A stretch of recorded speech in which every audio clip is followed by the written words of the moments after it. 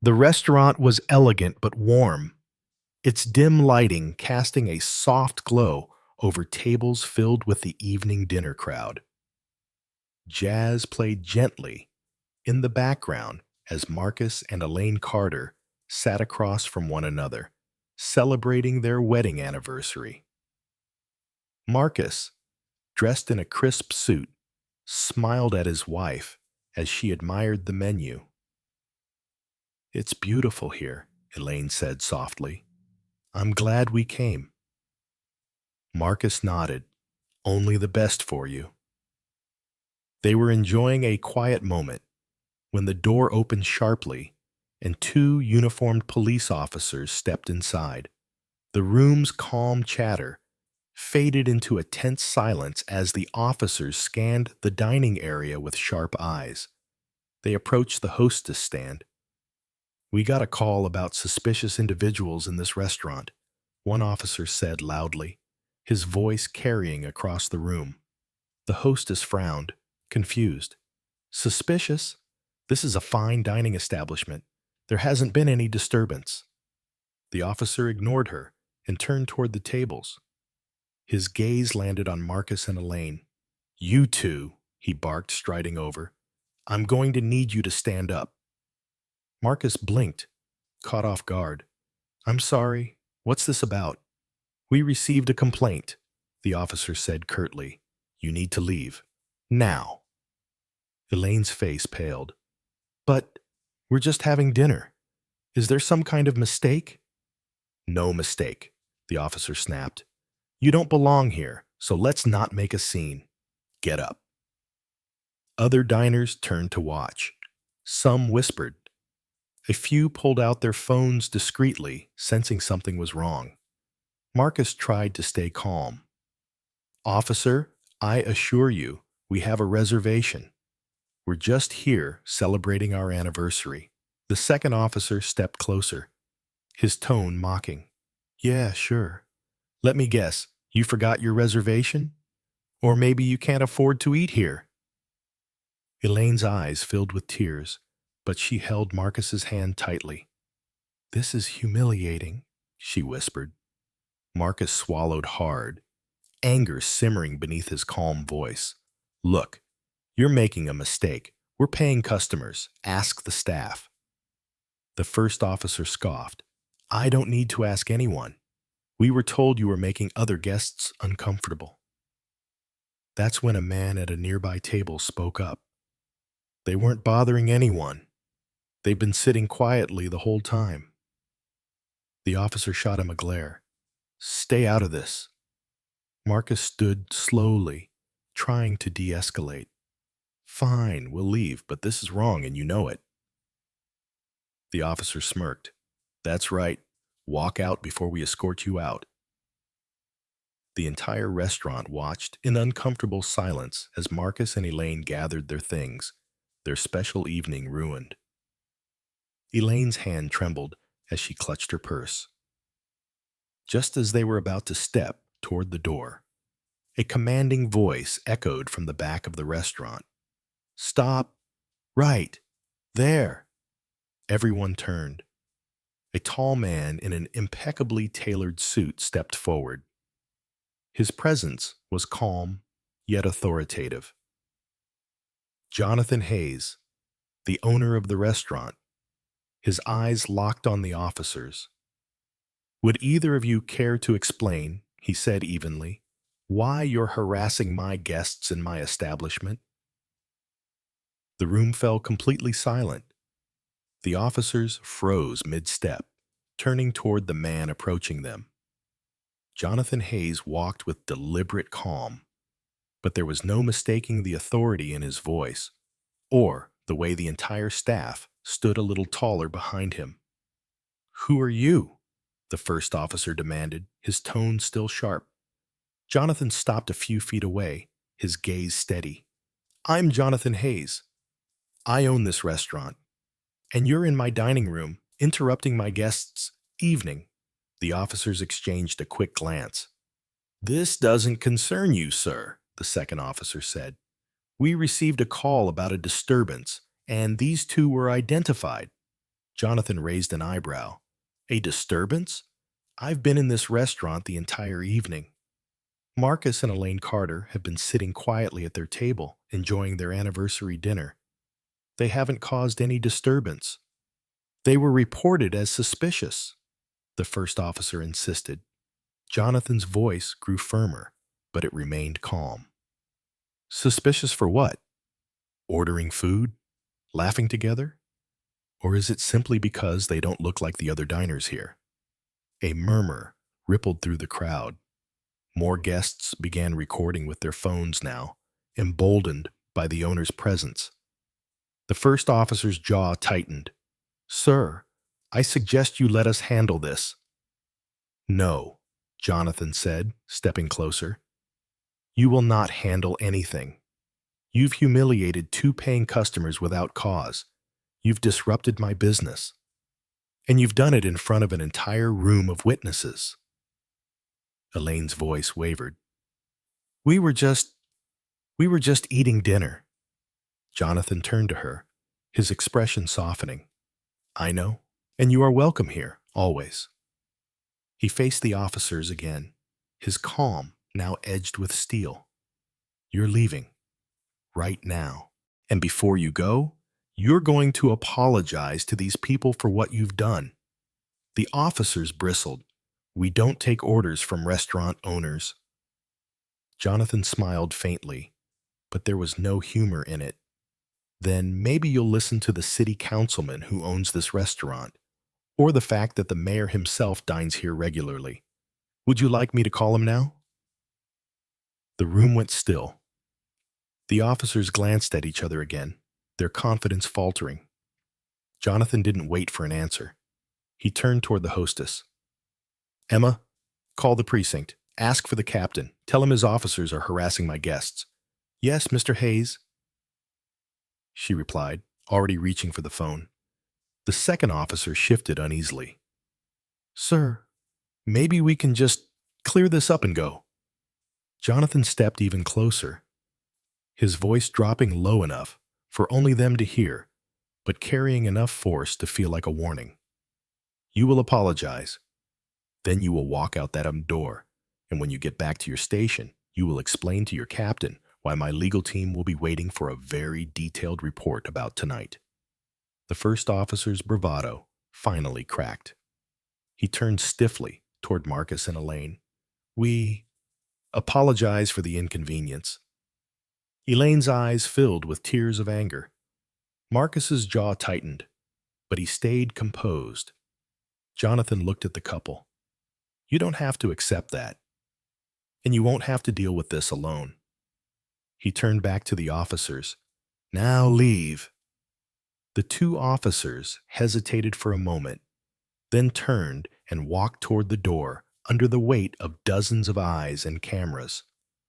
The door closed behind them, leaving an uneasy silence. Jonathan exhaled, then turned to Marcus and Elaine. I am so deeply sorry this happened to you. Please, come with me.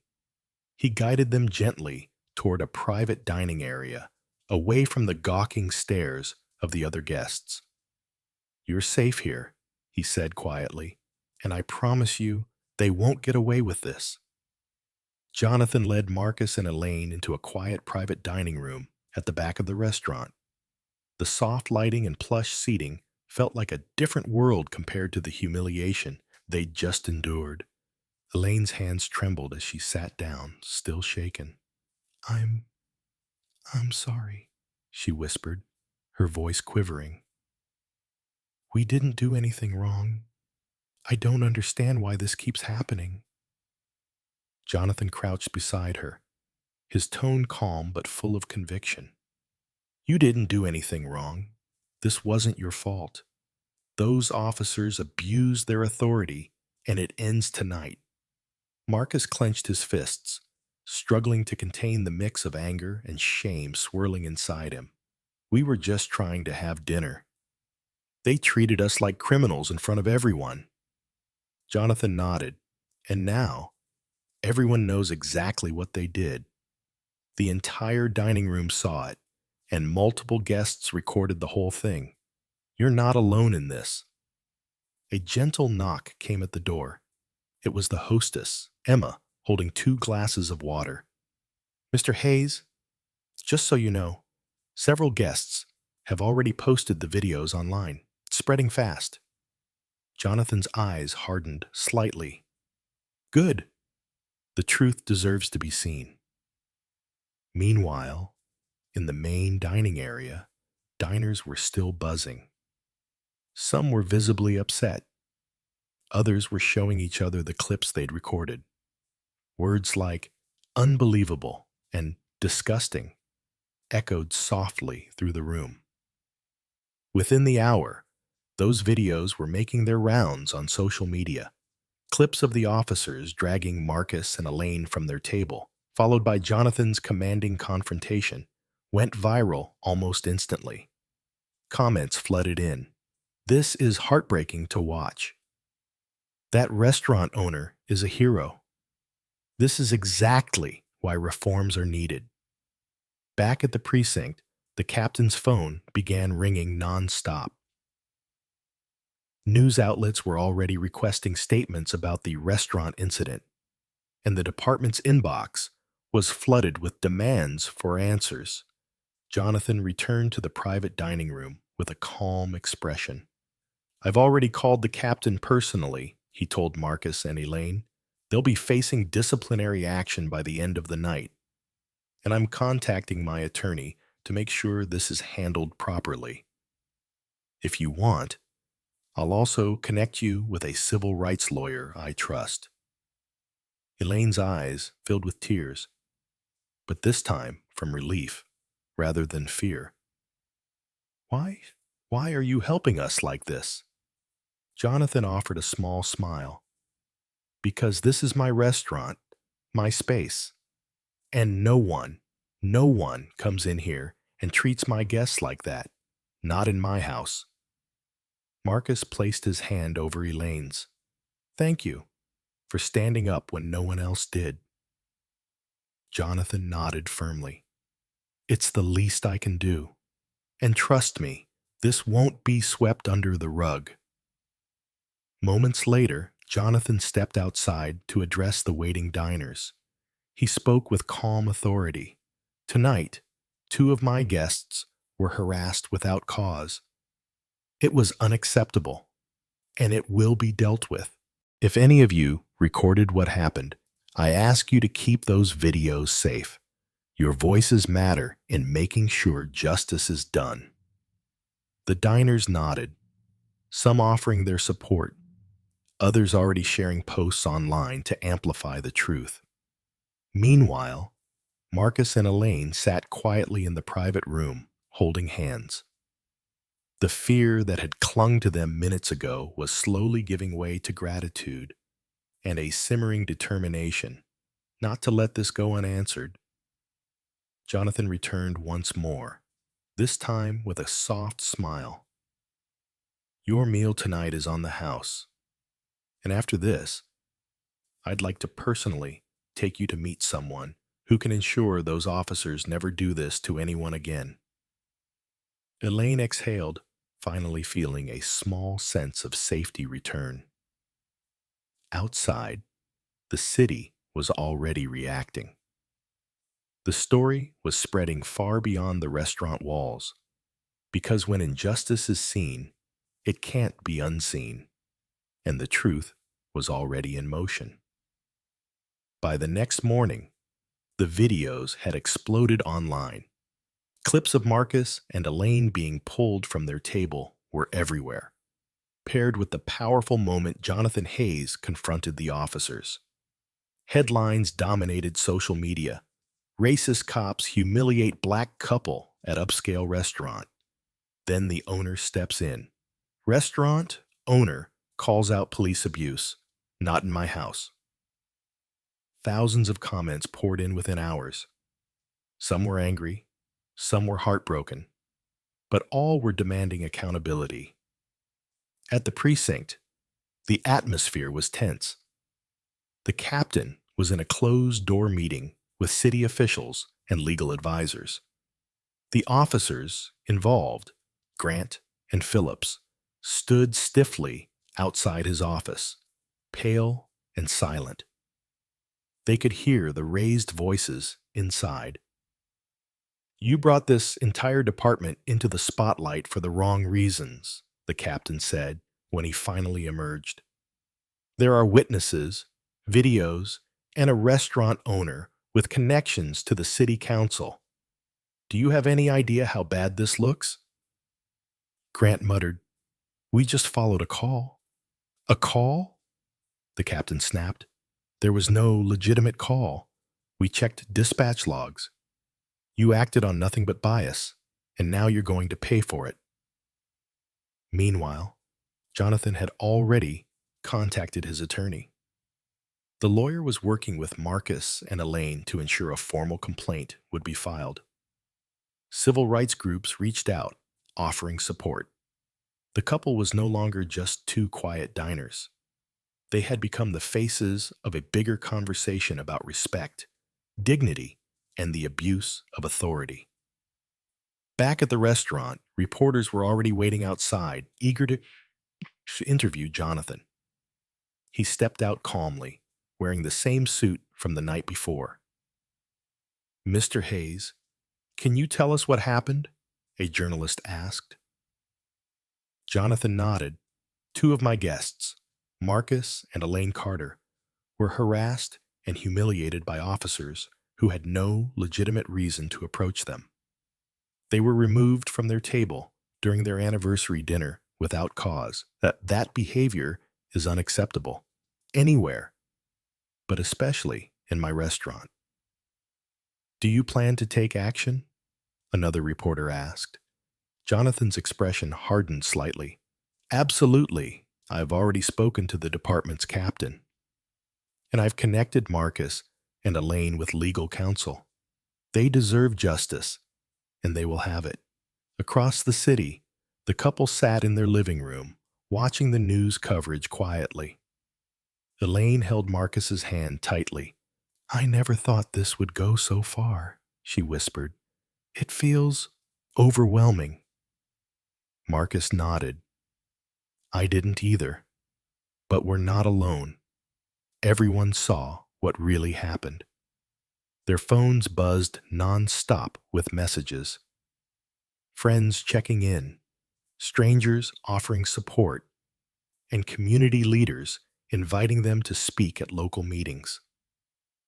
Meanwhile, Grant and Phillips were officially placed on unpaid suspension. Their badges and weapons were taken. The department released a statement to the press, promising a full investigation. But the public wasn't satisfied with promises. Protests began forming outside the precinct. People held signs that read, "Dignity is not optional," and "Justice for Marcus and Elaine." At a community gathering that evening, Jonathan stood with Marcus and Elaine, addressing a crowd of neighbors and supporters. "This is not just about one dinner," Jonathan said. "It's about making sure no one has to question whether they belong in a space they have every right to be. We will hold those responsible accountable, and we will not be silenced." The crowd erupted in applause and chants. Later that night, as Marcus and Elaine sat quietly at home, Elaine whispered, "I thought we were powerless yesterday, but now it feels like people are finally listening." Marcus squeezed her hand gently.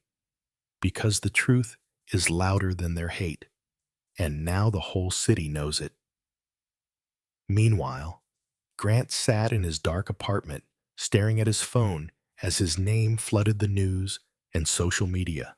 Every comment, every headline was another nail in the coffin of the authority he thought was untouchable. Because once the truth is seen, it cannot be unseen.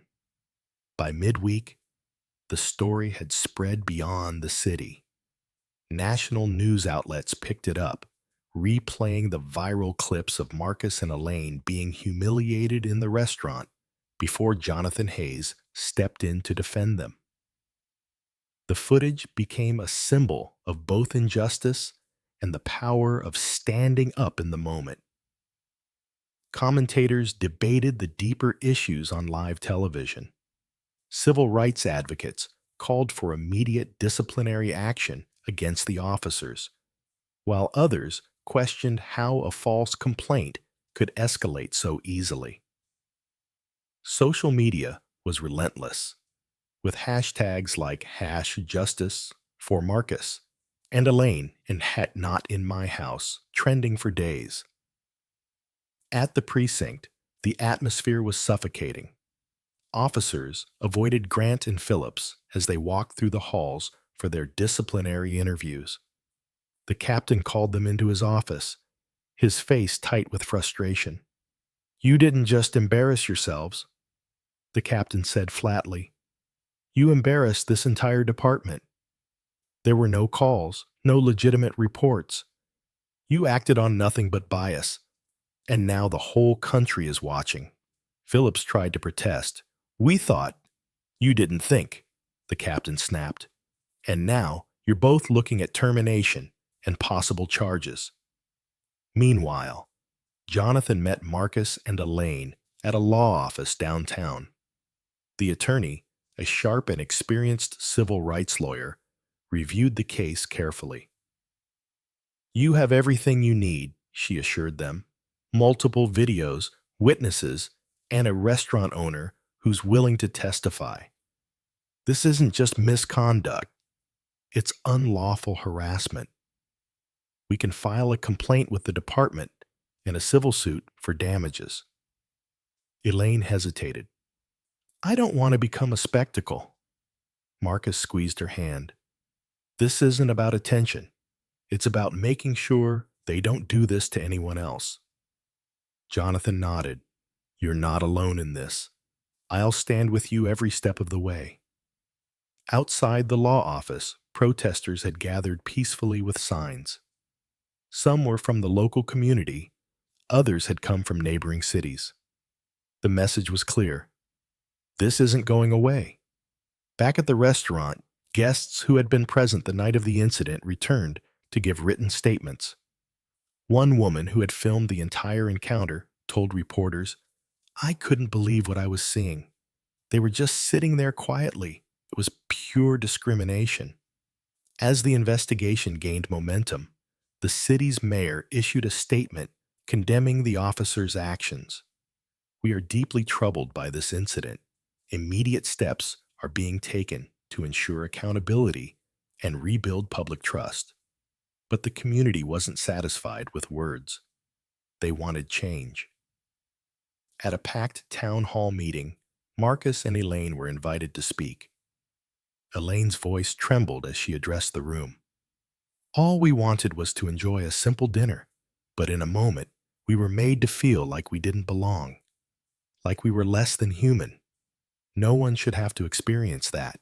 Not here, not anywhere." Jonathan spoke next.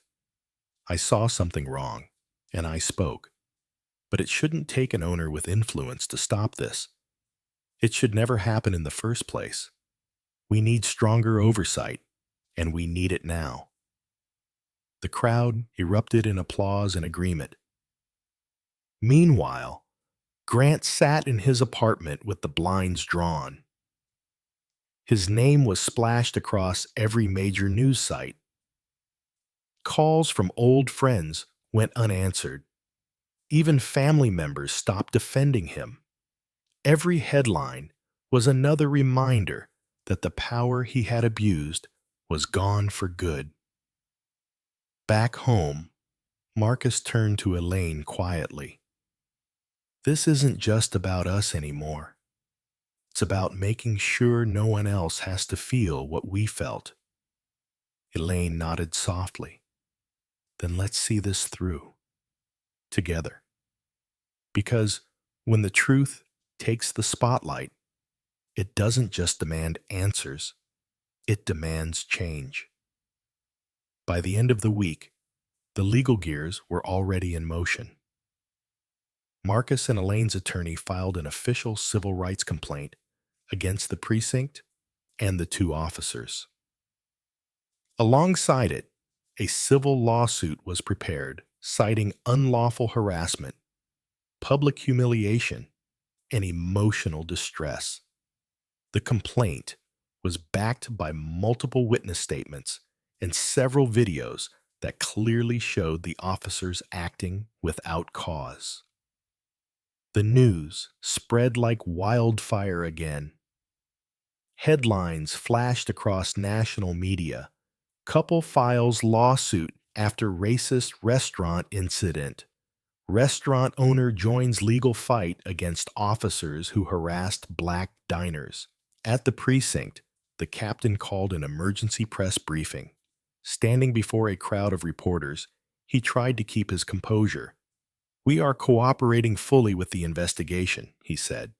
"Officers Grant and Phillips remain on unpaid suspension pending the outcome. This department does not tolerate misconduct or discrimination of any kind." But the reporters weren't satisfied with the rehearsed words. "Why did it take a viral video for action to be taken?" one asked. "How many other incidents like this have been buried?" another demanded. The captain's answers were brief and tense. The damage to the department's reputation was already done. Meanwhile, the protests outside the precinct grew larger. Community leaders organized peaceful marches, calling for deeper reforms, mandatory bias training, an independent civilian oversight board, and stronger penalties for officers who abused their power. In the midst of all this, Jonathan Hayes held a press conference at the restaurant. Dozens of cameras and microphones crowded the dining room that had become the epicenter of the story. "I opened this restaurant to welcome everyone," Jonathan said firmly. "What happened here was wrong, morally, legally, and humanly wrong. Marcus and Elaine were not only my guests, they were treated as less than human in a place that was supposed to make them feel safe. I won't let this be swept under the rug. I will testify in court if necessary, and I will stand with them until justice is served." The crowd erupted in applause.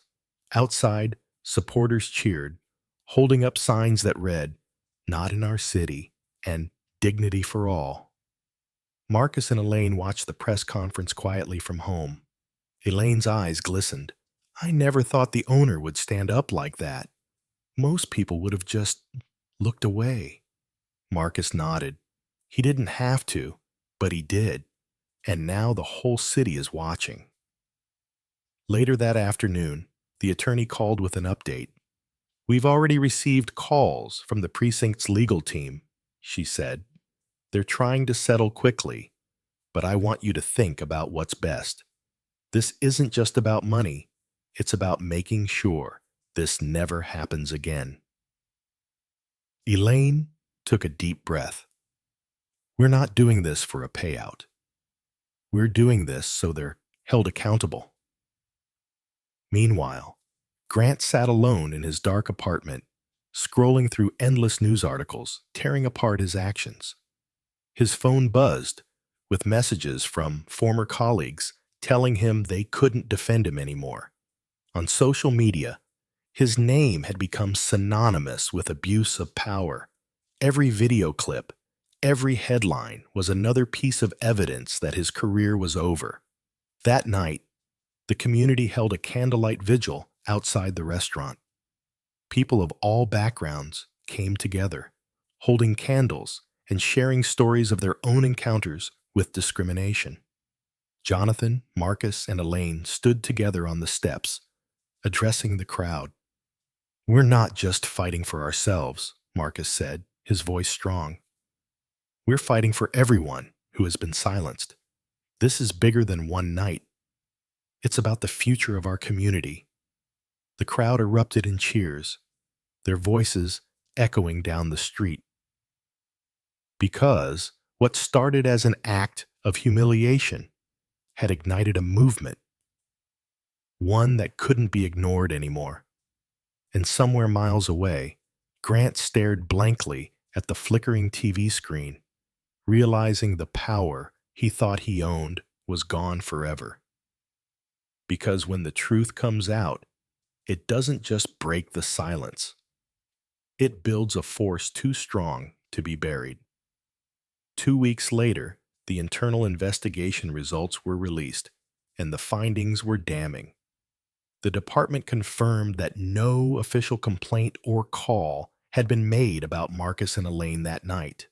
The officers had acted solely on their suspicion, a vague justification that collapsed under the weight of witness testimony and video evidence. The report detailed violations of protocol, unlawful detainment, public harassment without cause, and conduct unbecoming of an officer. It concluded with a recommendation for immediate termination of both Grant and Phillips. The news broke instantly. Investigation confirms officers lied in restaurant incident.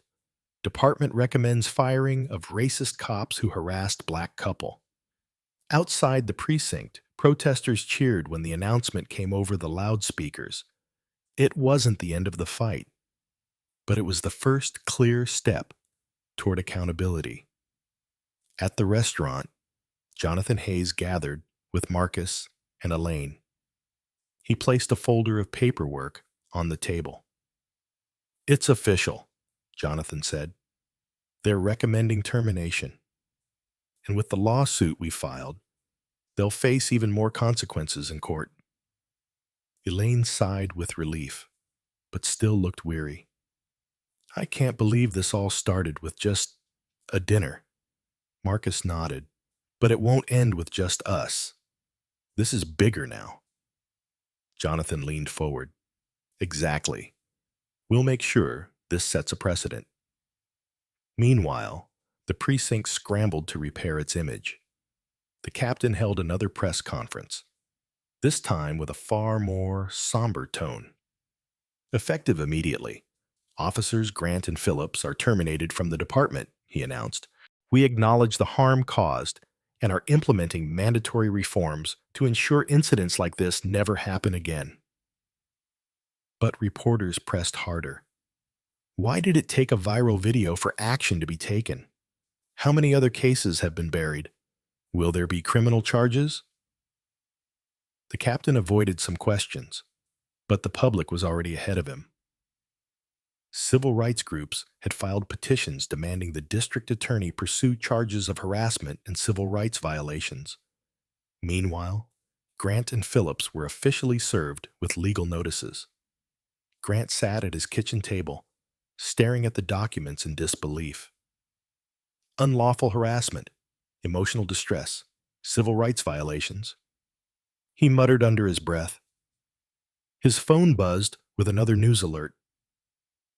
A major network had just aired an interview with Marcus and Elaine, sharing their experience.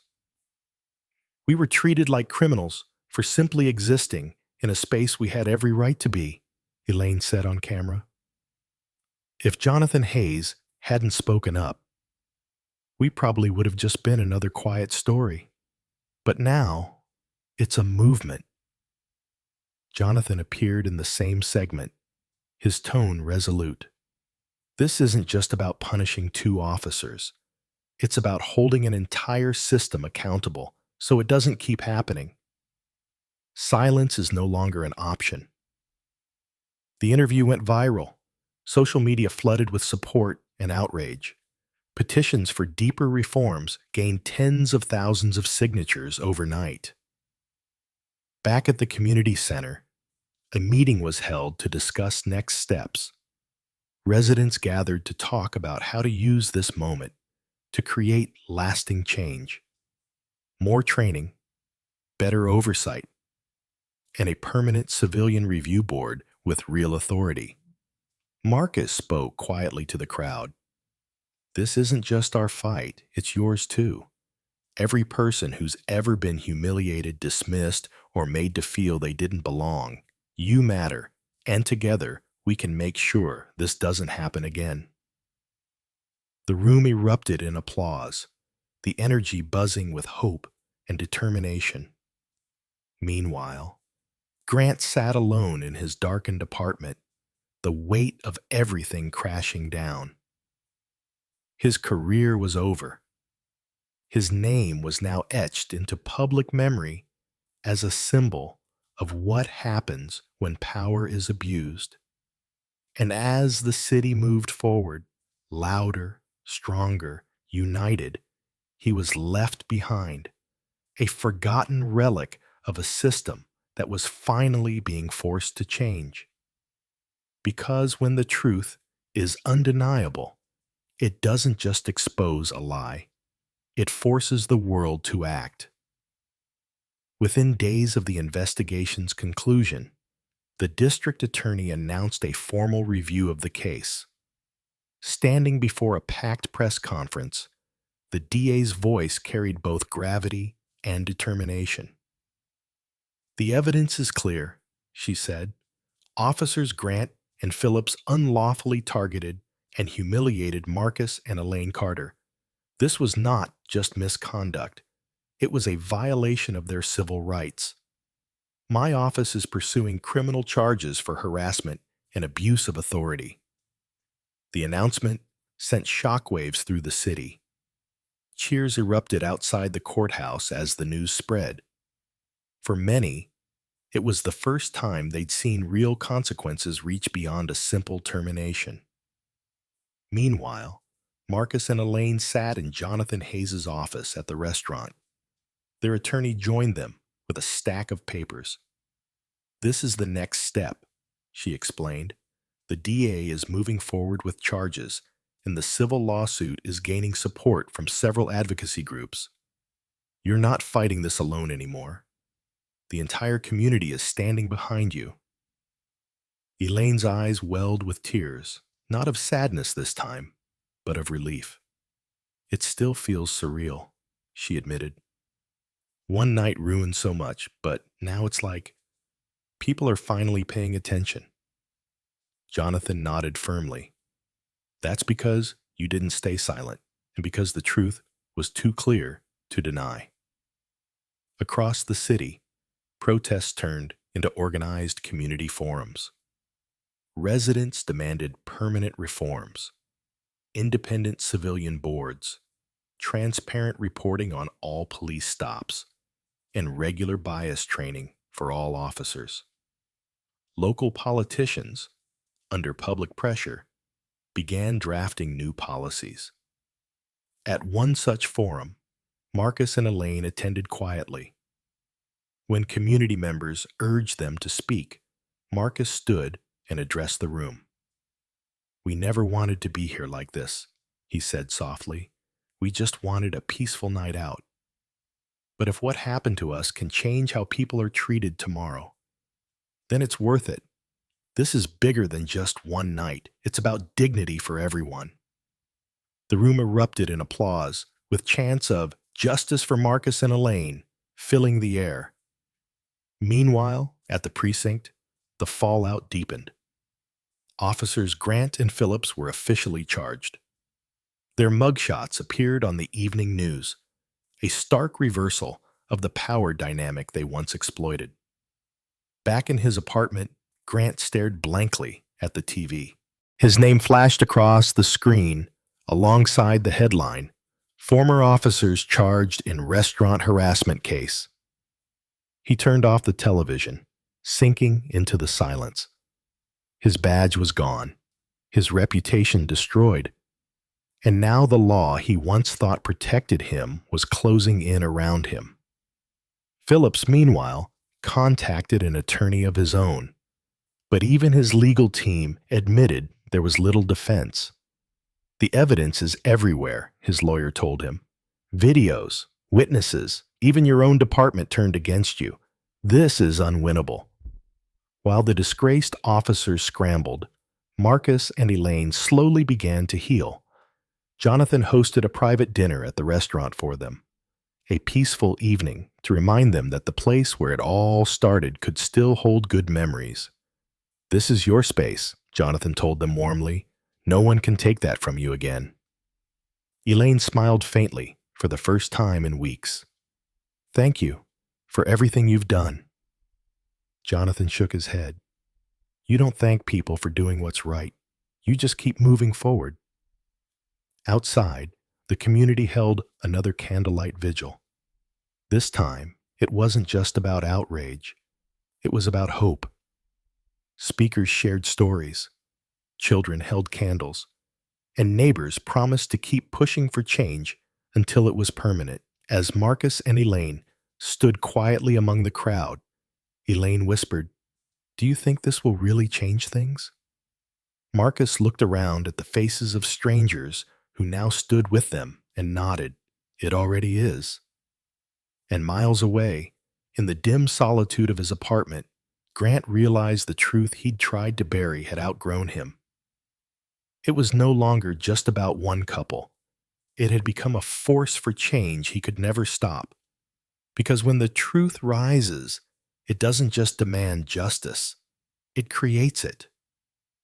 The first court hearing arrived on a chilly morning, and the courthouse steps were packed with reporters, protesters, and community members holding signs that read, "Accountability Now" and "Justice for Marcus and Elaine." Inside, the atmosphere was heavy with anticipation. Marcus and Elaine sat quietly with their attorney, their hands clasped tightly together. Jonathan Hayes sat beside them, offering silent support. When Grant and Phillips were escorted into the courtroom, the once confident officers now looked pale and worn. They avoided eye contact with Marcus and Elaine, their posture slumped, knowing the evidence against them was overwhelming. The judge entered, and the room fell silent. The prosecutor stood, addressing the court. "Your Honor, the defendants unlawfully removed two paying customers from a restaurant without cause. They humiliated and harassed them based solely on bias. Multiple videos, witness statements, and even their own department's internal investigation confirm their actions. This was not an accident. It was a deliberate abuse of power." The defense attorney tried to argue, claiming miscommunication and procedural error, but the judge wasn't swayed. The videos told the story too clearly to spin. Grant's eyes darted nervously around the room as the judge set the next hearing date and denied any request to dismiss the charges. Outside the courthouse, the crowd erupted in cheers when the DA addressed the press. "This is only the beginning," she said firmly. "No one is above the law. If you abuse the power entrusted to you, you will be held accountable." Meanwhile, in their community, the reforms continued to gain momentum. The city council unanimously voted to establish a permanent civilian oversight board with the authority to investigate complaints and recommend disciplinary action independently of the police department. Bias training was expanded, and body cam audits became mandatory. At the restaurant, Jonathan held another press conference to announce a new initiative. "We're creating a scholarship fund for young people who want to study law or community leadership," Jonathan said. Marcus and Elaine's story showed us how much work there is to do. This fund will help the next generation lead with justice in mind. Applause filled the dining room. Community members donated generously, eager to turn the pain of one night into hope for many. Marcus and Elaine attended quietly, humbled by the support. "I never thought our anniversary dinner would lead to all this," Elaine whispered. "It still feels unreal." Marcus nodded. "But if this helps even one person avoid what we went through, then it's worth it." Meanwhile, Grant sat in his dim apartment, scrolling through endless news coverage of the case. His phone buzzed with another headline: "Officers face trial as community pushes for statewide reform." Everywhere he looked, his name was tied to disgrace. He couldn't escape it. Even old acquaintances had stopped reaching out. He was isolated, just a hollow reminder of a system that was finally being forced to change. Later that week, a community forum was held at the new youth center. Marcus and Elaine attended as guests of honor. Residents shared their own stories of profiling and mistreatment, while city officials listened and took notes. Jonathan spoke last. "This isn't just about punishing two people," he said. "It's about changing the culture so this never happens again. We have the power to make this city safer, fairer, and stronger, but it takes all of us together." The crowd cheered, voices echoing with renewed hope. As Marcus and Elaine left the forum that evening, they walked past a mural that had been painted on the youth center wall. It showed a black couple holding hands, standing tall, with the words, "Dignity is not optional." Elaine stopped to look at it, her eyes softening. "That's us," she whispered. Marcus squeezed her hand. "It's all of us now." And somewhere far away, Grant sat alone, staring blankly at the muted television, realizing the world had already moved forward without him. Because when the truth takes hold, it doesn't just punish the guilty, it empowers the innocent. The trial for Grant and Phillips began under intense public scrutiny. The courthouse was surrounded by supporters holding signs demanding justice. News vans lined the streets, and cameras streamed live updates. Inside, the courtroom was packed. Community leaders, activists, and concerned residents filled the benches, determined to see accountability delivered. Marcus and Elaine sat quietly near the front, their attorney beside them. Jonathan Hayes was present too, ready to testify about what he witnessed. The DA approached the jury with calm confidence. "These defendants didn't make a mistake," the DA began. "They made a choice to humiliate two innocent people based solely on their appearance, a choice to abuse the authority they were trusted with, and tonight you will see the evidence that proves it." The prosecution presented the viral videos on a large screen. The footage showed Grant's dismissive tone, Phillips's mocking words, and Jonathan stepping in to defend Marcus and Elaine. The jury watched in silence, their faces hardening with each second. When it was Jonathan's turn to testify, he spoke clearly and with quiet authority. "They were doing nothing wrong," Jonathan said firmly. "Marcus and Elaine were my guests. They had a reservation. They were celebrating their anniversary. The officers had no reason to approach them. What they did was wrong, plain and simple." Next, Elaine took the stand. Her voice trembled at first, but grew steadier as she recounted the humiliation. "I felt like I didn't belong," she said softly. "Like I was being told I wasn't good enough to sit in a restaurant I had every right to be in. It wasn't just embarrassing, it was dehumanizing." Marcus followed, his tone calm, but filled with quiet strength. "I tried to stay respectful," he said. "I tried to de-escalate, but nothing I said mattered. They had already decided who we were in their minds. That's what hurt the most." The defense tried to argue that the officers were responding to a misreported call, but the dispatch logs confirmed no such call existed. The jury saw through the excuses. Outside the courthouse, the community gathered in solidarity. The youth center organized live viewings of the trial, reminding everyone that this case wasn't just about Marcus and Elaine. It was about a system that needed to change.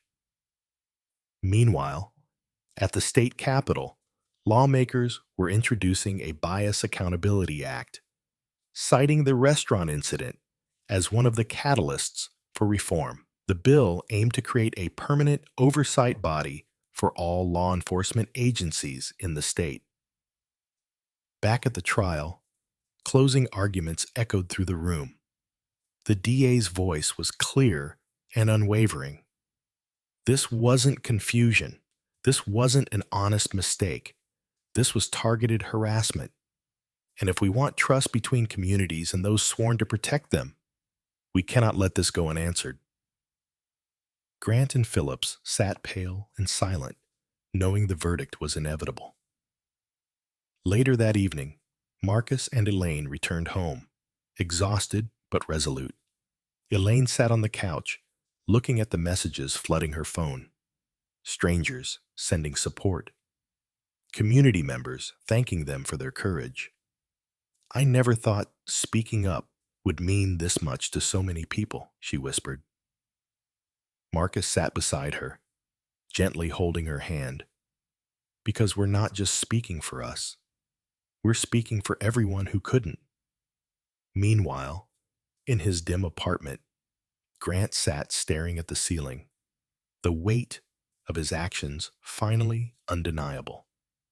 The badge that once shielded him was gone, replaced by the harsh reality that his choices had consequences he could no longer escape. And across the city, the mural on the youth center wall glowed softly under the evening lights.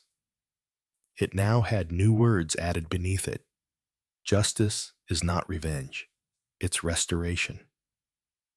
Because when the truth is carried by a community, it doesn't just punish, it heals and rebuilds what was broken. The jury deliberated for only a few hours, but to Marcus and Elaine, it felt like days. They sat in the courthouse hallway, surrounded by quiet supporters. Jonathan Hayes stayed close, offering quiet reassurances, while their attorney reviewed final notes in case the jury had questions. When the bailiff finally announced that the jury had reached a verdict, the crowd moved back into the courtroom. The room was packed again, tense and silent. Marcus and Elaine held hands tightly, their hearts pounding. The foreperson stood and delivered the verdict. On the charge of unlawful harassment, we find the defendants guilty. On the charge of abuse of authority, we find the defendants guilty. And on the violation of civil rights, we find the defendants guilty. The words seemed to echo in the courtroom. Elaine closed her eyes, a wave of emotion washing over her. Marcus exhaled slowly, gripping her hand tighter. Grant and Phillips sat motionless, their faces pale and hollow. The judge thanked the jury for their service and turned to the defendants. "You abused the authority entrusted to you," the judge said firmly. "You humiliated innocent people without cause.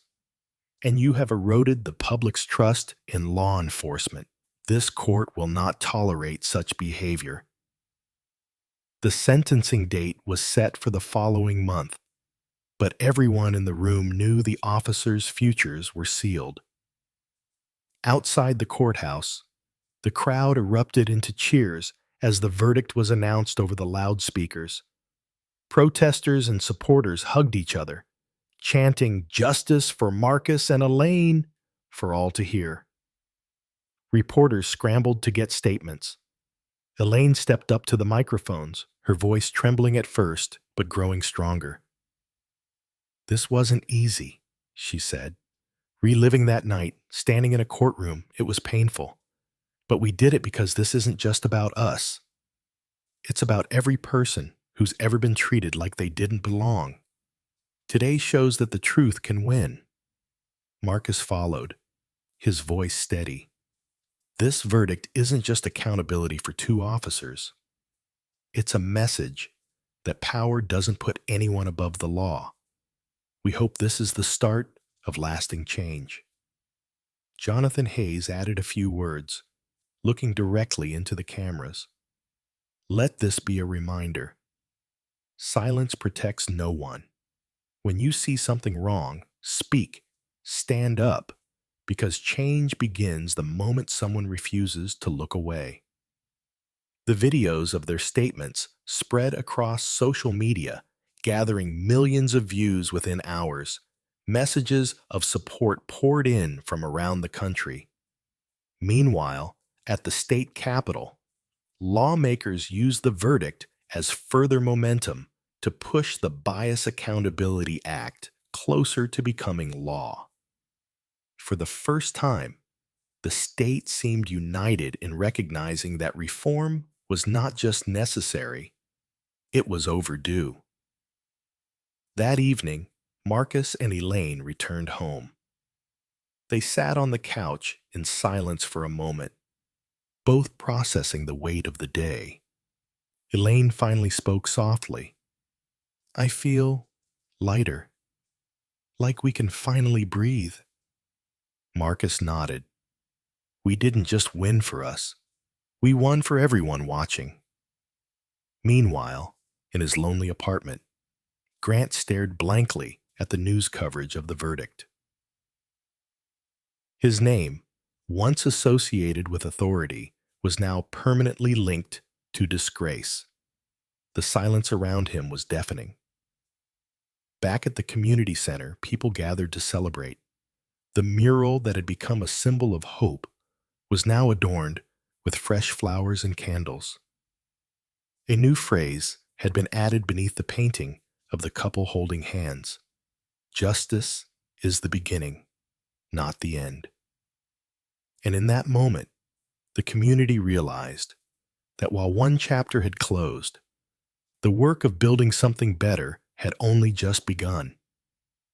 Because when truth is defended, it doesn't just win a verdict, it opens the door for a new future. The sentencing day arrived on a bright but tense morning. Once again, the courthouse was surrounded by people. Supporters holding signs that read, "Accountability matters," and "Justice for all." Reporters clustered near the entrance, waiting for the final outcome of the case that had gripped the city for months. Inside, the courtroom felt heavy with anticipation. Marcus and Elaine sat side by side, calm but resolute. Jonathan Hayes was there too, offering silent support, his presence a reminder of the moment he had stood up for them in the restaurant. Grant and Phillips entered with their attorneys, looking even more worn than before. Their once confident demeanor had completely evaporated. They didn't dare look at Marcus or Elaine. The judge entered, and the room fell silent. "Officers Grant and Phillips," the judge began, "you have been found guilty of unlawful harassment, abuse of authority, and violation of civil rights. Your actions were deliberate, unjustified, and harmful, not just to the victims, but to the community's trust in law enforcement." The judge paused, scanning the courtroom before continuing. "You are hereby sentenced to 1 year in county jail, followed by 2 years of probation. In addition, you are permanently barred from serving in any law enforcement capacity." A quiet murmur rippled through the courtroom. Some felt the sentence was too light, but others saw it as a crucial step, one that sent a clear message. Elaine closed her eyes and exhaled, holding Marcus's hand tightly. He leaned toward her and whispered, "It's over now." Outside the courthouse, the DA addressed the press. "This sentencing is a reminder that authority is not immunity. When you abuse the power given to you, you will be held accountable. This is just one case, but it's the start of something larger, a commitment to justice." Meanwhile, community leaders used the moment to push harder for reform. Within weeks, the Bias Accountability Act passed at the state level, creating a permanent civilian oversight board with investigative powers and mandating bias and de-escalation training statewide. The city began hosting forums to educate residents on their rights during police encounters. Officers were now required to log every stop and undergo regular reviews by independent panels. Slowly, trust began to rebuild. At the restaurant that had sparked it all, Jonathan held a small private dinner for Marcus and Elaine. The atmosphere was warm and calm this time. No flashing lights, no tension. "You deserve to reclaim this place," Jonathan said softly. "It started here. But now it's so much bigger than one night." Elaine smiled faintly. "It feels different now, like the fear is gone." Marcus nodded. "We didn't ask for this, but maybe it was meant to create change." Meanwhile, in a small county jail, Grant sat in a plain cell, staring at the wall. His career was gone, his reputation destroyed. The badge he had once used to intimidate now meant nothing. He thought about how one night, one decision, had unraveled everything. Phillips sat quietly in another cell, equally hollow. Both men realized they weren't victims of a smear campaign. They were simply facing the consequences they never thought would come.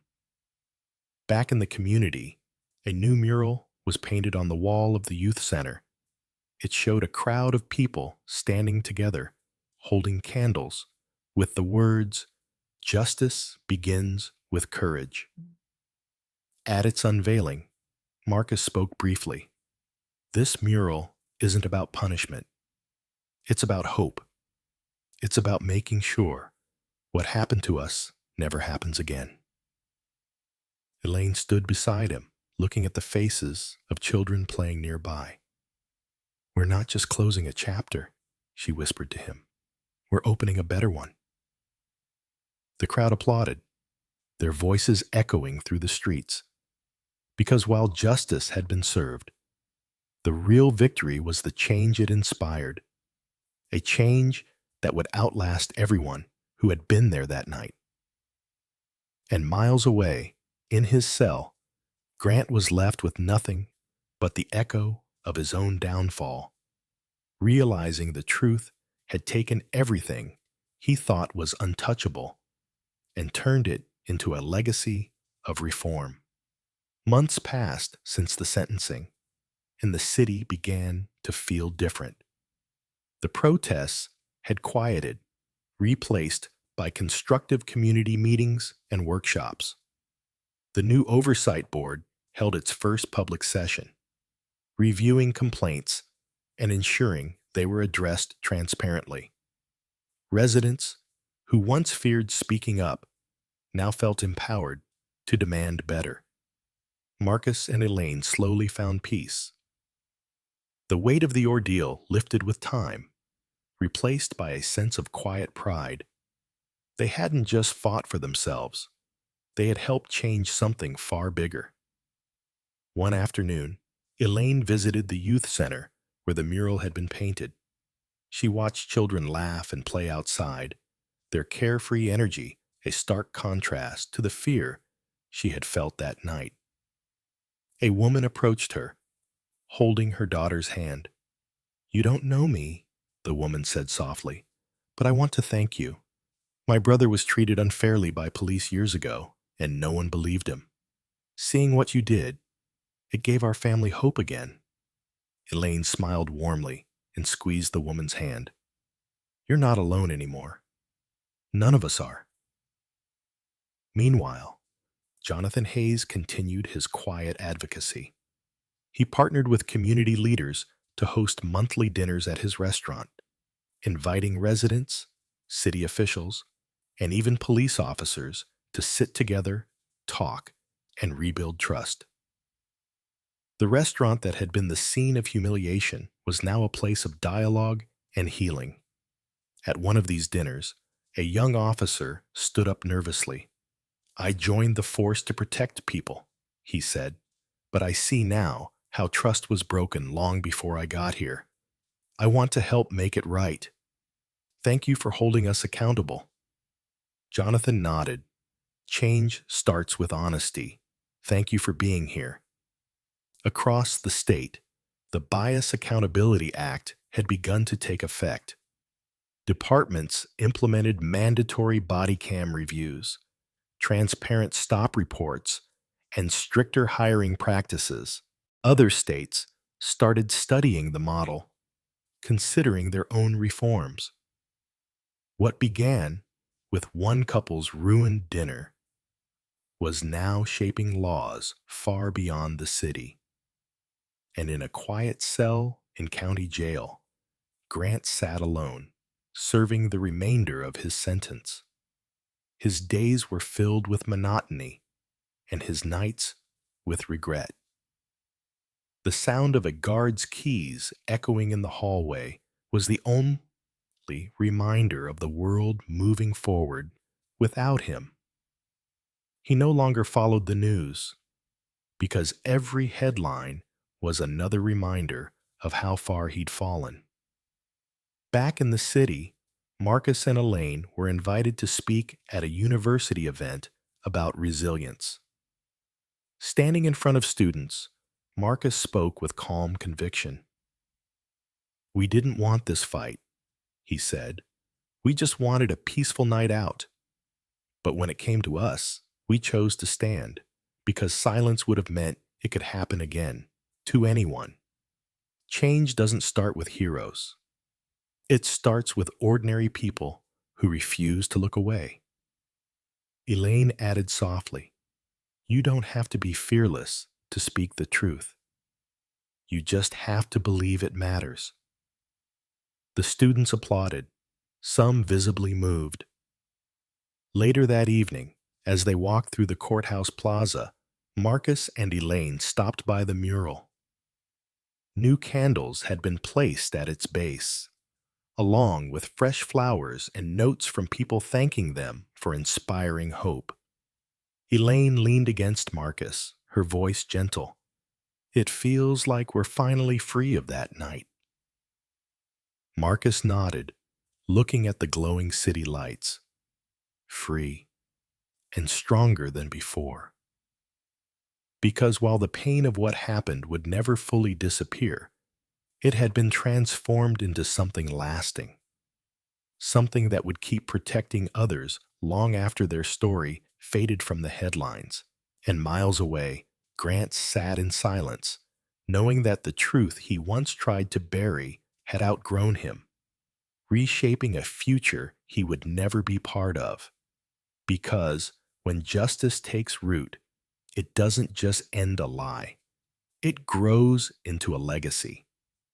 As time moved forward, the impact of Marcus and Elaine's case extended far beyond their city. News networks continued to highlight their story as an example of how one moment of injustice could trigger meaningful change. Several neighboring states began adopting similar oversight laws, citing the Bias Accountability Act as their model. Angela Brooks, a well-known civil rights attorney, referenced their case during a national conference, calling it a pivotal example of how community and accountability intersect. Marcus and Elaine watched the coverage quietly from home, humbled that their pain had helped build something bigger than themselves. Back in their city, the community center had expanded into a full-fledged justice and advocacy hub, offering legal aid, education programs, and community-building events. Elaine volunteered there occasionally, helping families file complaints and connecting them with resources. One day, a teenager approached her shyly. "My dad went through something like what happened to you," the boy said. "We didn't think anyone would listen, but after your case, people are finally paying attention. Thank you." Elaine crouched to his level, her voice soft. "Your dad's voice matters, and yours does too. Don't ever forget that." Meanwhile, Marcus joined Jonathan Hayes in organizing monthly forums at the restaurant. Officers now attended voluntarily, sitting down with community members to listen rather than lecture. For the first time in years, conversations between law enforcement and residents were filled with understanding instead of tension. One evening, a young officer stood up during a forum and admitted I used to think these issues were exaggerated, but hearing your story, seeing the pain it caused, it changed me. I want to do better, and I want to help others do better too. The room applauded softly, not out of celebration, but out of cautious hope. Meanwhile, Grant's sentence was nearing its end. In his jail cell, he heard whispers of how the world outside had changed while he sat idle. He'd lost his job, his respect, his friends, and any sense of purpose. Even after release, he knew he'd carry the label of the disgraced officer forever. On the day of his release, he stepped out into a world that no longer recognized him, a world that had moved forward while leaving him behind. Back in the city, Marcus and Elaine attended the unveiling of a new mural outside the Justice and Advocacy Hub. It depicted a black couple holding hands, surrounded by a crowd of diverse faces standing together in unity. Beneath it were the words, "From one moment comes a movement." Jonathan spoke at the unveiling, his voice calm but powerful. This mural is not about just one couple or one night. It's about everyone who has been told they don't belong, and everyone who stood up to say, "Yes, we do." Elaine stood quietly, holding Marcus's hand as the crowd applauded. For the first time in a long while, she felt a deep sense of closure. That night, as they walked home, Marcus glanced at her. "It feels like we finally turned the page." Elaine smiled faintly. "We didn't just turn it. We wrote a new one." The city lights shimmered around them, reflecting a community that was healing piece by piece. It wasn't perfect, but it was undeniably better. And far away, in a small, forgotten apartment, Grant sat alone, staring at the muted television as the mural unveiling was broadcast. He turned it off, unable to watch. The power he once abused had been stripped away, replaced by a legacy of change he could never undo. Because truth doesn't just change one night. It reshapes the future for everyone who dares to face it. Months later, their story had become part of a national movement. News outlets continued to reference the case during discussions on policing reform. Schools used it as a teaching tool, showing students how ordinary people could drive extraordinary change. Elaine was invited to speak at a national civil rights summit. Standing in front of hundreds of people, activists, lawmakers, community leaders, she felt a familiar nervousness. But when she began, her voice was calm, steady, and strong. "I was just a woman celebrating an anniversary with my husband," she said. "We didn't ask to be part of this. But when it happened, we had a choice: stay silent or demand better. We chose to speak, and because of that, others found their voices too." Change doesn't start with heroes.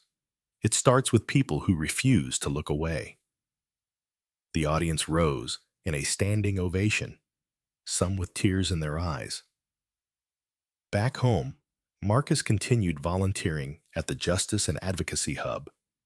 He organized community education sessions on knowing your rights and helped mentor young men who felt overlooked and unheard. One afternoon, a young man approached him after a workshop. "I've been stopped by cops more times than I can count," he said quietly.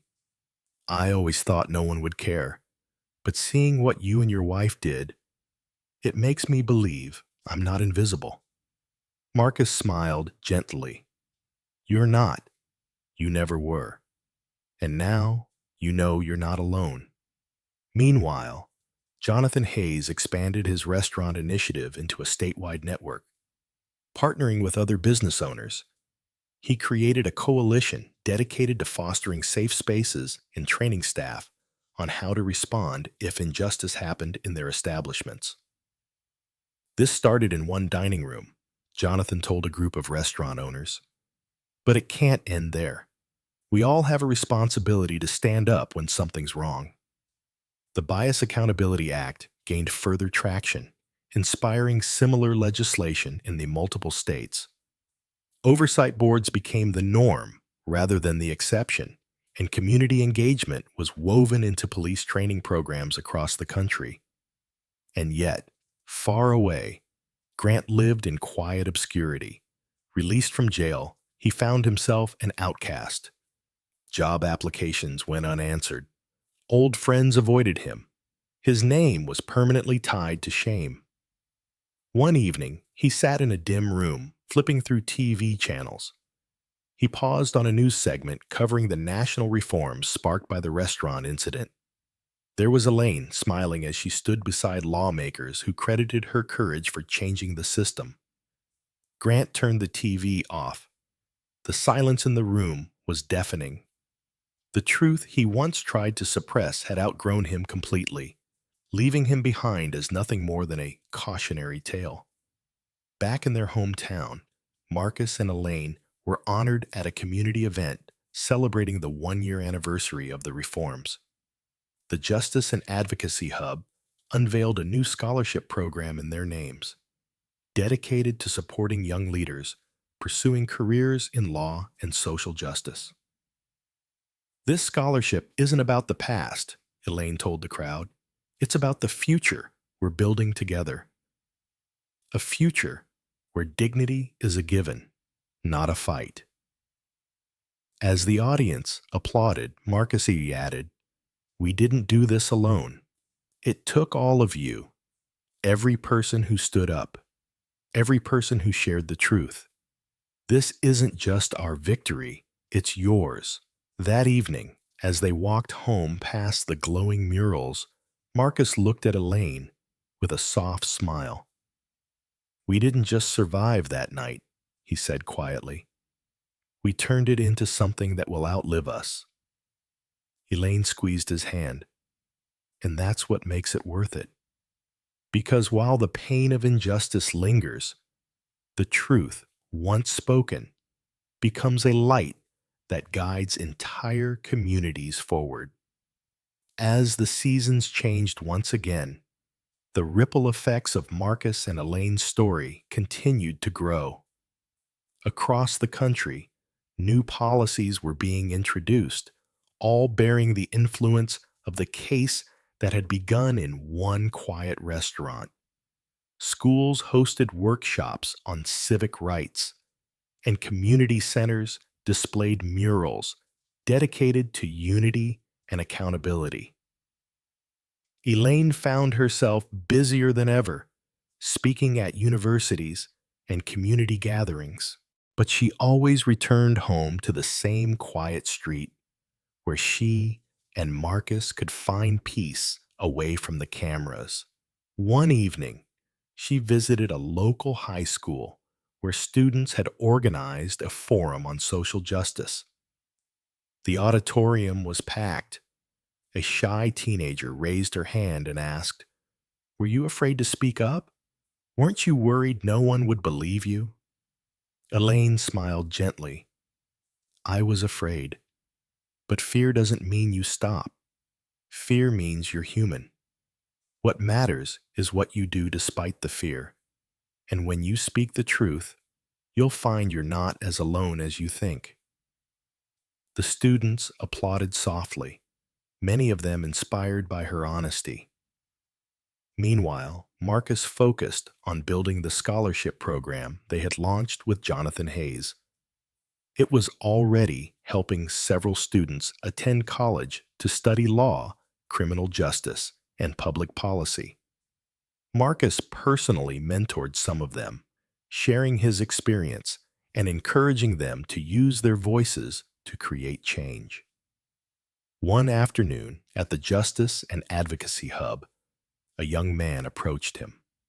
"I'm the first in my family to go to college, he said, holding back tears. And it's because of the scholarship you started. I promise I won't waste this chance. Marcus patted his shoulder. You don't owe us anything. Just go out there and make things better for the next person. That's all we want.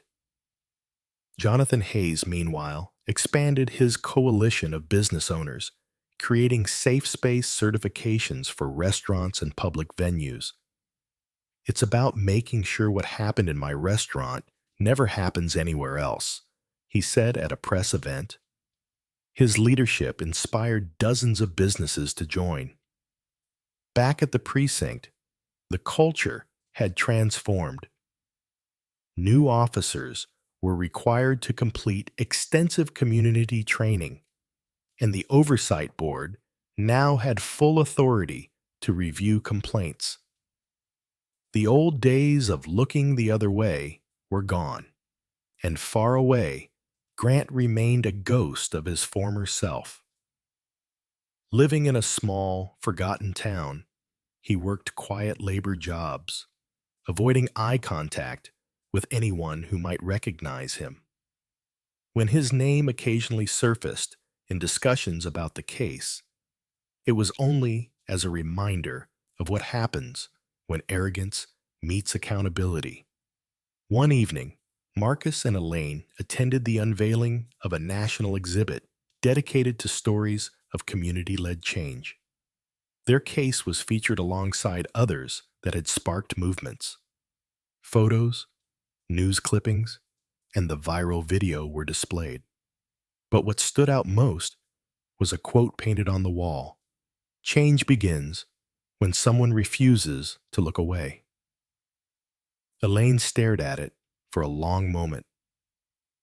"It's strange seeing our lives on a wall," she said quietly. Marcus nodded. "Strange, but maybe necessary.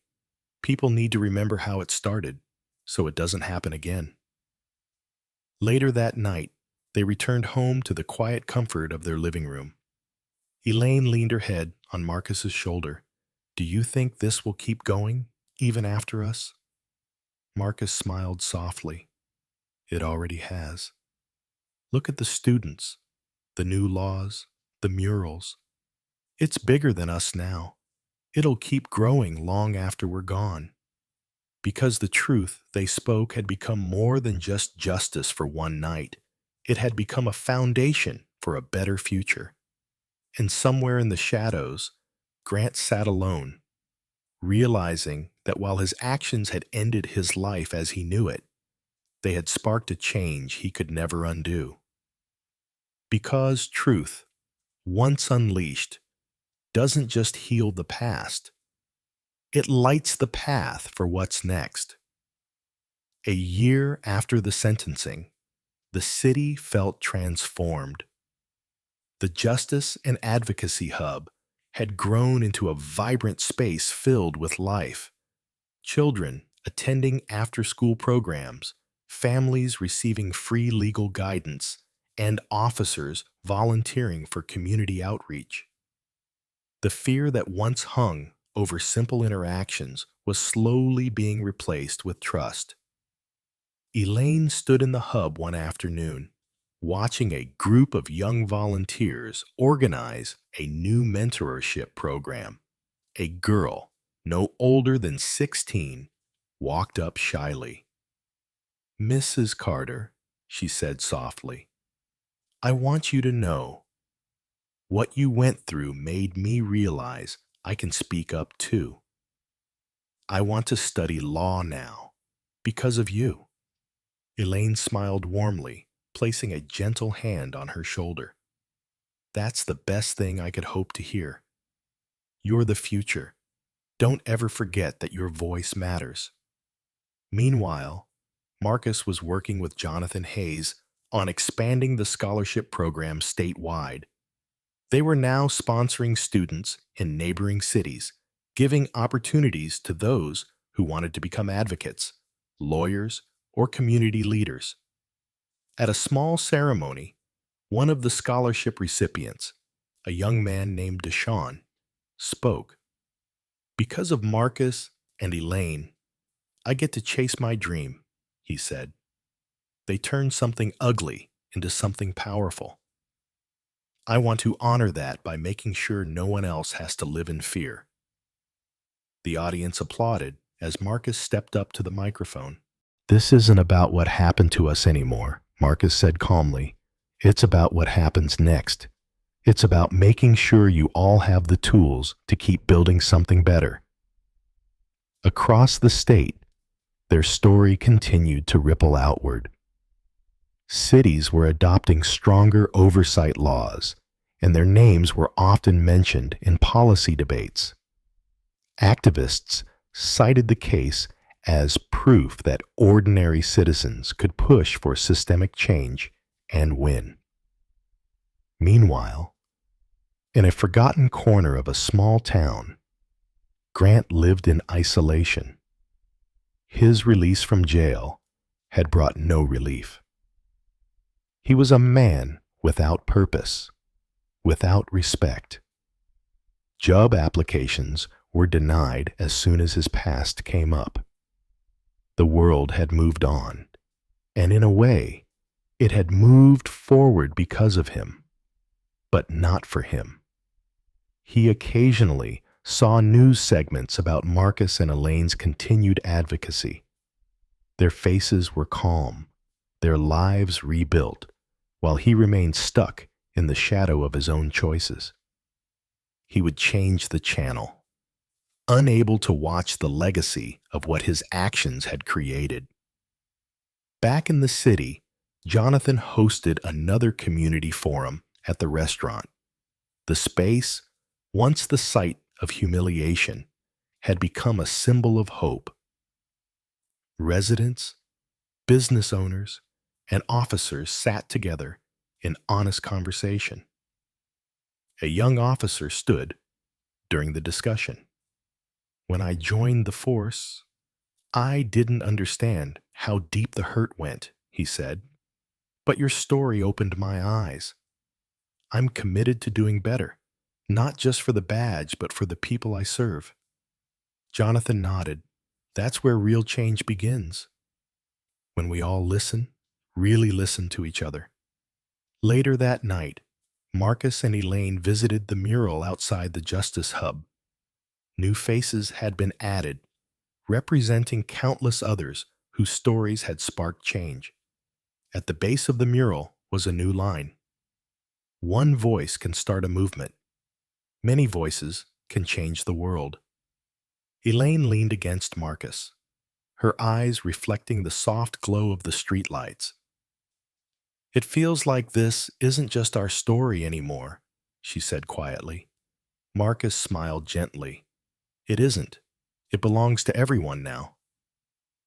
They stood there for a moment, taking in the mural, the city around them, and the quiet proof that what began as pain had grown into purpose, because the truth they spoke didn't just change their lives.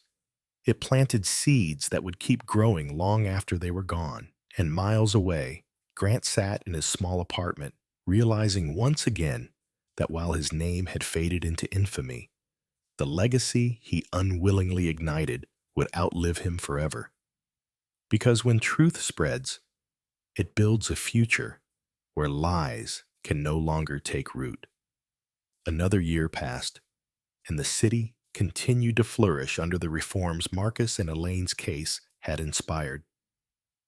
The Justice and Advocacy Hub was now a statewide model, with similar centers opening in neighboring cities. More scholarships were awarded, and many young people who once felt powerless now had paths to education and leadership. Elaine was invited to a high school graduation where several scholarship recipients were walking the stage. Among them was Deshaun, the young man who had once stood nervously at the hub and thanked her for believing in him. Now, he strode confidently across the stage, his future set on studying law. After the ceremony, he approached Elaine with a proud smile. I'm heading to college this fall, he said. "And when I graduate, I'm going to come back and work here, helping kids like me." Elaine hugged him warmly. "That's exactly what this was all for, to make sure you and others like you can keep building something better." Meanwhile, Marcus continued to mentor young men in the community. At a workshop, a teenager asked him, "Do you ever regret that night? If it never happened, your life would have stayed quiet, right?" Marcus paused, then smiled faintly. "I'll never forget how it felt in that moment. But regret? No, because from that night came all of this: hope, change, and voices that won't be silenced anymore." Jonathan Hayes had also taken the lessons of that night to heart. His restaurant coalition grew into a nationwide initiative called Safe Tables, a movement encouraging businesses to stand against discrimination and create inclusive spaces. He traveled to other cities, training restaurant staff on how to handle unjust situations and ensure everyone felt welcome. Back at the precinct, the culture had shifted permanently.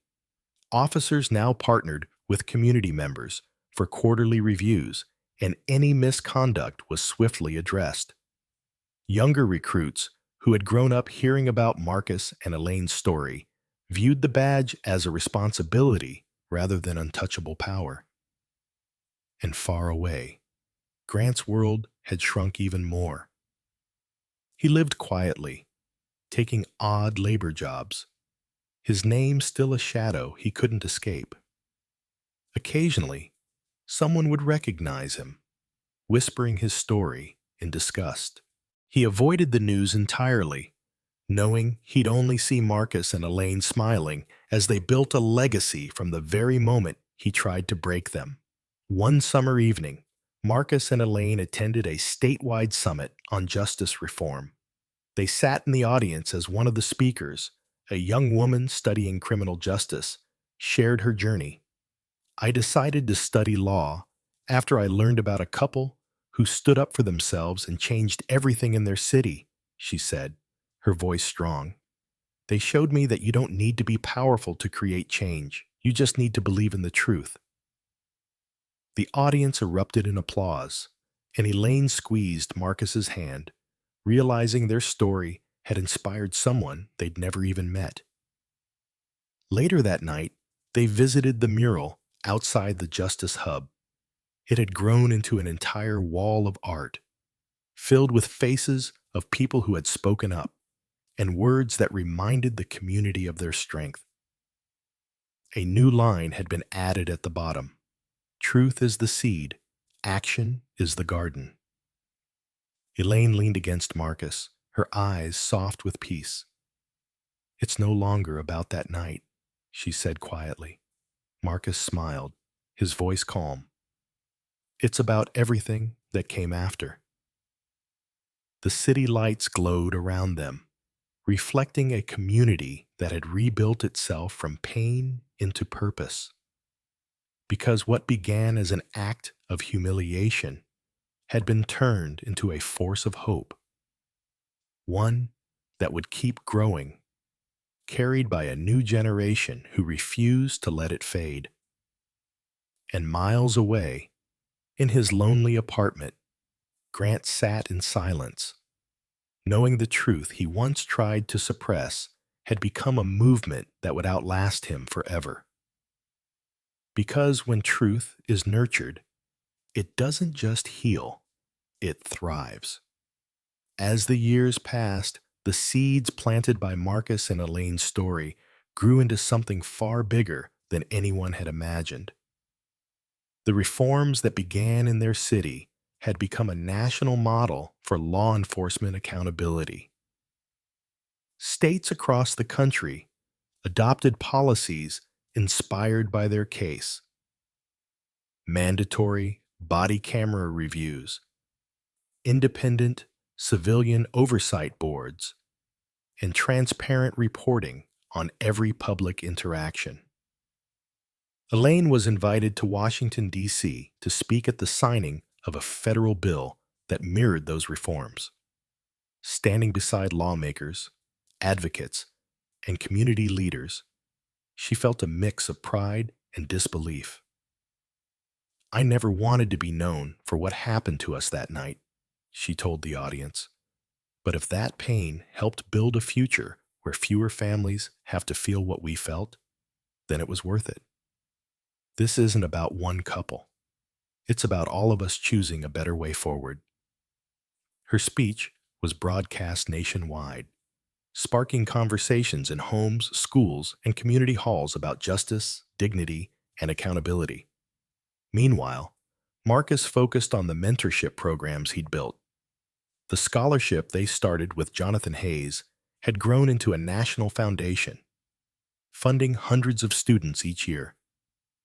Many of those students returned after graduation to work in their communities as lawyers, social workers, and educators. One of those students, Deshawn, now a young attorney, joined Marcus for a workshop at the Justice and Advocacy Hub. "You gave me this opportunity," Deshawn told the crowd. "Because Marcus and Elaine chose to fight, I can now fight for others. That's what true change looks like. It multiplies."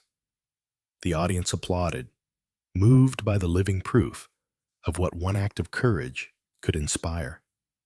Back at Jonathan's restaurant, the monthly community forums continued.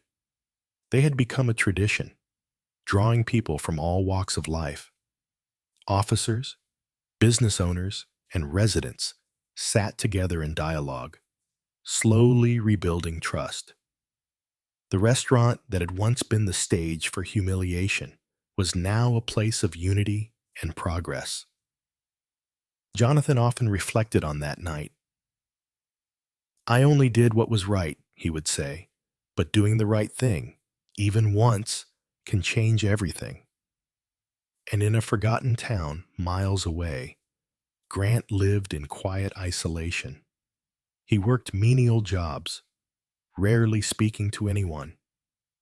Whenever his name surfaced, it was only as a footnote, a warning in training manuals, a case study in what happens when power is abused.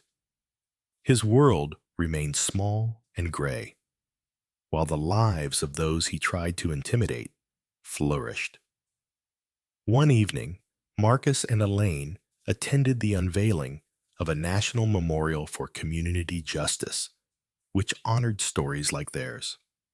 The memorial featured interactive exhibits showing how individual voices sparked systemic change.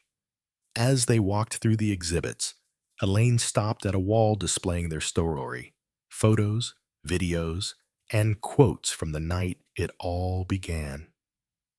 She stood quietly for a moment, then whispered, "It doesn't feel like ours anymore.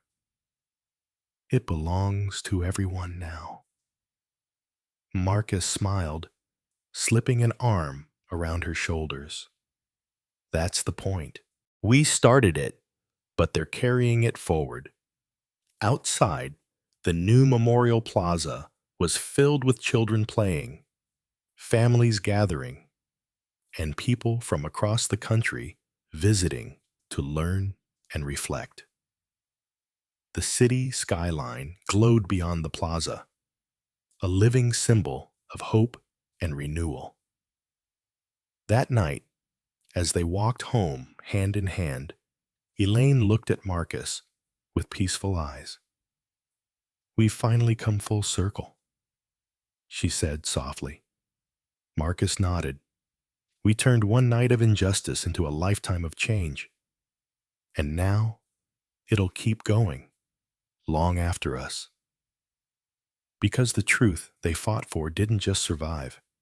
It became a legacy, carried by a new generation determined never to let history repeat itself. And somewhere, alone in silence, Grant finally understood that the power he once wielded had been permanently reclaimed by the people he tried to silence. Because when truth takes root, it doesn't stop. It grows into a future where justice can no longer be ignored. Years later, The city that once witnessed a moment of deep humiliation had become a beacon of progress. The Justice and Advocacy Hub was now part of a national network, and the federal reforms inspired by Marcus and Elaine's case were fully implemented across the country. What began with one painful night had rewritten policies, reshaped communities, and inspired countless voices to rise. Marcus and Elaine walked through the bustling plaza outside the National Memorial for Community Justice, now a landmark visited by people from across the nation. Families wandered through the exhibits, students took notes for school projects, and community leaders held gatherings there to honor how far they had come. They paused at a new installation, a wall of digital screens displaying messages from people whose lives had been changed by the movement. One message read, "Because of your courage, my son now believes he belongs anywhere he chooses to go. Thank you." Elaine smiled softly, tears welling in her eyes. "We didn't just survive, Marcus. We built something that will outlive us." Marcus squeezed her hand gently, and it all started because we refused to let that night define us. Nearby, Deshawn, now a young, respected attorney, was leading a tour of the memorial for a group of students. He pointed to the section dedicated to Marcus and Elaine's story and spoke with pride. "This couple taught us that speaking up, even when you're scared, can create a ripple effect that changes everything. They showed us that silence protects no one."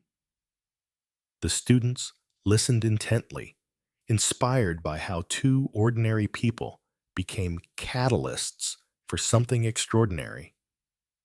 Meanwhile, Jonathan Hayes continued his work with Safe Tables, now a national coalition. His restaurant had become a symbol of hope and action, a place where people knew they would always be treated with dignity.